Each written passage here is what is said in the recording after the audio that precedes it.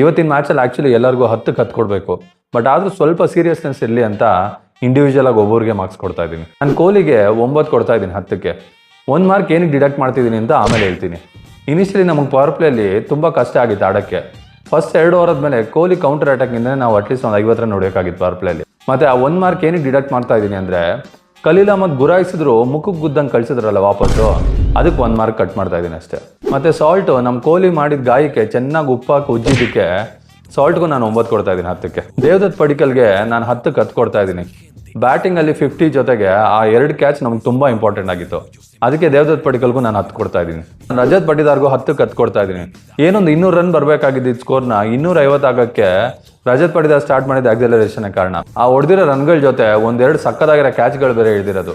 ಅದಕ್ಕೆ ನಾನು 10ಕ್ಕೆ 10 ಕೊಡ್ತಾ ಇರೋದು. ಟಿಮ್ ಡೇವಿಡ್ಗೆ ನಾನು 10ಕ್ಕೆ 10 ಕೊಟ್ಟರೆ ತುಂಬ ಕಮ್ಮಿ ಆಗ್ಬಿಡುತ್ತೆ. ಏನೊಂದು 15 ಇಲ್ಲ 20 ಕೊಡ್ಬೇಕು 10ಕ್ಕೆ. CSK ಅವರು 4 ಜನ ಫೀಲ್ಡರ್ಸ್ ಒಳಗಿಟ್ಟಿದ್ರೆ 5 ಜನ ಫೀಲ್ಡರ್ಸ್ನ Cubbon park, MG road, Richmond circle ಇಲ್ಲಿ ಇಟ್ಟಿದ್ರು. ಹಂಗೆ ಆಡಿದ ಬ್ಯಾಟಿಂಗ್ನ. ಆಮೇಲೆ ಅನ್ಶುಲ್ ಕಾಂಬೋಜು ನೋಬಲಲ್ಲಿ ವಿಕೆಟ್ ತೊಗೊಂಡು ಮುಖದ ಮುಂದೆ ಬಂದು ಸೆಲೆಬ್ರೇಟ್ ಮಾಡಿದ್ರು. ಆ ಬಾಲ್ನ ಅಪ್ರಿಷಿಯೇಟ್ ಮಾಡ್ಬಿಟ್ಟು ಹೋದ್ರಲ್ಲ, ಅದಕ್ಕಿನ್ನ ಎಕ್ಸ್ಟ್ರಾ ಮಾರ್ಕ್ಸ್ ಕೊಡಬೇಕು. ಸೊ ಈ ಮ್ಯಾಚಲ್ಲಿ ನಾನು ಟೋಟಲ್ ಒಂದು 30 ಇಲ್ಲ 35 ಕೊಡ್ಬೇಕು ಟಿಮ್ ಡೇವಿಡ್ಗೆ. ಮತ್ತೆ ಜೇಕಬ್ ಡಫಿಗೆ ನಾನು 10ಕ್ಕೆ 10 ಕೊಡ್ತಾ ಇದ್ದೀನಿ. ಸ್ಯಾಮ್ಸನ್ ಮತ್ತು ಋತುರಾಜ್ನ ಮನೆ ಕಳ್ಸೋದಲ್ದೆ ಹಿಂಗೆ ಬೌಲಿಂಗ್ ಮಾಡ್ತಾ ಇದ್ರೆ ನಾವು ಹೇಸಲ್ವುಡ್ನು ಮನೆ ಕಳ್ಸಿಬಿಡ್ಬೇಕಲ್ಲ, ಹಂಗೆ ಮಾಡ್ಬಿಡ್ತಾರೆ. ಬಟ್ ಹೇಸಲ್ವುಡ್ ವಾಪಸ್ ಬಂದ್ಮೇಲೆ ಒಂದ್ ಕಡೆ ಡಫಿ, ಒಂದ್ ಕಡೆ ಹೇಸಲ್ವುಡ್ ಬಾಲ್ ಹಿಡ್ಕೊಂಡ್ ಬರ್ತಾ ಇದ್ರೆ ಇವ್ರು ಬ್ಯಾಟಿಂಗೇ ಆಡೋದು ಬೇಡ, ಹಂಗೆ ಮನೆಗೆ ಹೋಗ್ಬಿಡ್ತಾರೆ. ಮತ್ತೆ ಭುವಿಗೂ ನಾನು 10ಕ್ಕೆ 10 ಕೊಡ್ತಾ ಇದ್ದೀನಿ.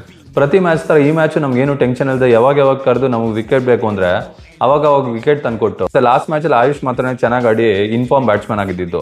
ಆ ವಿಕೆಟ್ ನಮಗೆ ತುಂಬ ಇಂಪಾರ್ಟೆಂಟ್ ಆಗಿತ್ತು. ಆ ವಿಕೆಟು ತಂದ್ಕೊಟ್ಟಿದ್ದಕ್ಕೆ 10ಕ್ಕೆ 10.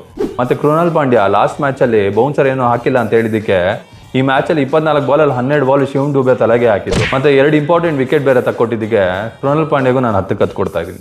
ಜಿತೇಶ್ ಶರ್ಮಾಗೂ 10ಕ್ಕೆ 10 ಕೊಡ್ತಾ ಇದ್ದೀನಿ. ಬ್ಯಾಟಿಂಗ್ ಸಿಕ್ಕಿಲ್ಲ ಅನ್ನೋ ಸಿಟ್ಟಿಗೆ ಕೀಪಿಂಗ್ ಮಾಡುವಾಗ ಬಾಲ್ ಎಲ್ಲೇ ಹೋದ್ರು ಎಗ್ರೆಗ್ರಿ ಹಿಡಿಯೋದಲ್ಲದೆ ಕೃಣಾಲ್ ಪಾಂಡ್ಯ 120 ಆಗ್ತಿದ್ರು ಆರಾಮಾಗಿ ರಿಸೀವ್ ಮಾಡಿ 1-2-3 ಸ್ಟಂಪಿಂಗ್ ಚಾನ್ಸಸ್ಸು ಕ್ರಿಯೇಟ್ ಮಾಡಿದ್ದು. ಅದಕ್ಕೆ ನಾನು 10ಕ್ಕೆ 10 ಕೊಡ್ತಾ ಇದ್ದೀನಿ. ಮತ್ತು ಸುಯಾಶು, ಅಭಿನಂದನ್, ರೊಮಾರಿಯೋ ಶೆಫರ್ಡ್ ಇವರೆಲ್ಲ ಪಾಪ ಅವ್ರ ಕೆಲಸ ಅವ್ರು ಚೆನ್ನಾಗಿ ಮಾಡ್ಕೊಂಡೋದ್ರು. ಅದಕ್ಕೆ ನಾನು 8 ಕೊಡ್ತಾ ಇದ್ದೀನಿ 10ಕ್ಕೆ. ಸ್ಟಾರ್ಟಿಂಗಲ್ಲಿ ಏನಕ್ಕೆ 10ಕ್ಕೆ 10 ಕೊಡಬೇಕು ಅಂತ ಹೇಳಿದ್ದು ಅಂದರೆ CSK ಮೇಲೆ ಯೂಶಲಿ ಆಡೋಕ್ಕೆ ಸ್ವಲ್ಪ ಪ್ರೆಷರ್ ಇರುತ್ತೆ ನಮ್ಮ ಪ್ಲೇಯರ್ಸ್ಗೆ.